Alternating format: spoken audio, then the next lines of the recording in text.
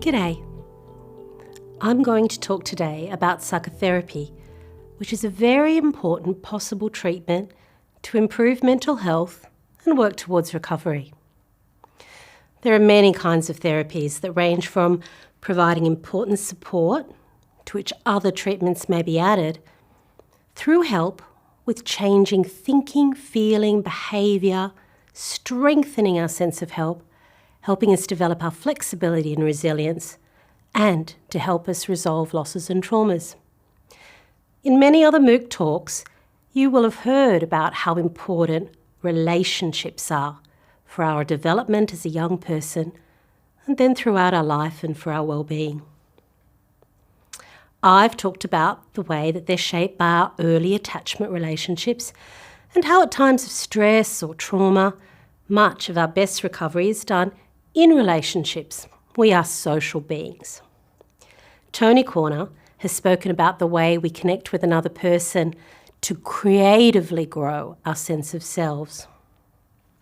So, simply put, psychotherapy is where someone who is a trained clinician meets with us to connect in a positive way to help us with aspects of ourselves. While we know this connecting is good medicine, we are more than ever aware that it's good science and an art.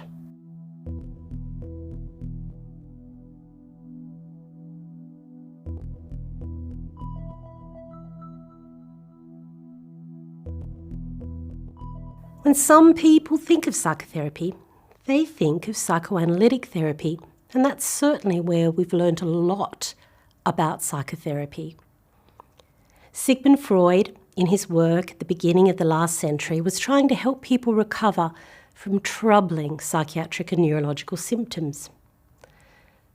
He found hypnosis useful, but then discovered the talking cure, whereby he asked the patient to say whatever came into their mind, while he deeply listened and then said something when he thought it was useful, making links between past experience and current thoughts, feelings and behaviours. He found that many patterns of behaviour and symptoms had some of their origin in childhood. This kind of therapy considered that our minds are dynamic and changing, but can get stuck in certain kinds of patterns of relating, thinking and feeling. The idea of psychodynamics is that sometimes we don't know why we feel, think or do something. We're not conscious of how it came about. We learned it back then, but now we need to change. That was then, this is now, and we need a different kind of response and being. So, psychoanalytic therapy and psychodynamic therapy have continued to this day to pay close attention to building a therapeutic relationship where someone can speak their mind safely and work with the psychotherapist to know themselves more and shift stuck patterns to become more conscious, free and flexible. This form of therapy recognises that we tend to repeat our earliest relationships.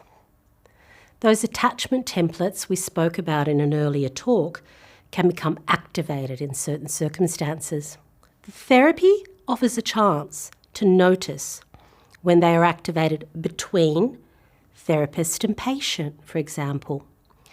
The patient might get angry when they're feeling dismissed by the psychotherapist.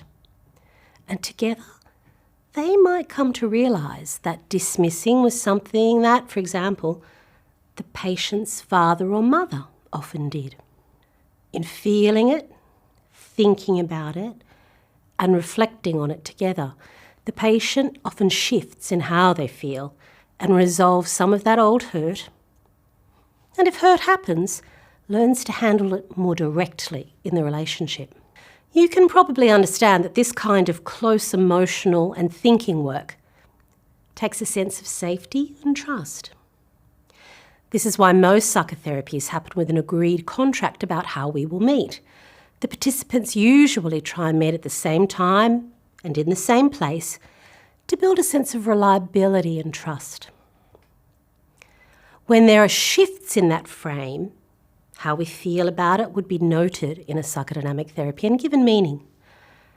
if I miss my therapist when they're on leave or feel anxious, it doesn't mean a dangerous dependence, but it's something that I would bring back to discuss with him or her at our next meeting. Many kinds of psychotherapy have now emerged that come at that challenge of building up our mental health from all sorts of models and ways of understanding. One of the big ones is cognitive behavioural therapy, which is based in our understanding that we learn so much that shapes us. And if we take the time to unpack those thoughts and feelings and behaviours that seem automatic, we will notice that we can shift them.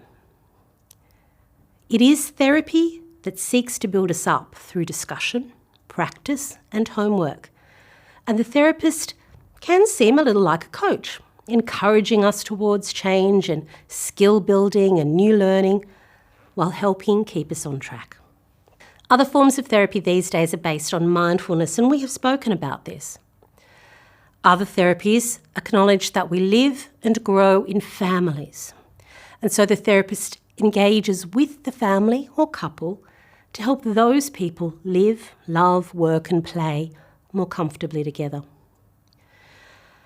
Other therapies encourage us to accept in a radical way that difficult stuff has happened, so we're then free to live in the moment, now.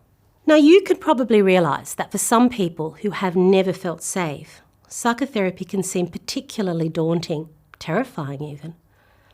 However, it is one of the ways that we can really have a positive experience of relationship if we're ready and stable enough in our other supports. Sometimes we use therapy as a pre-therapy to build supports.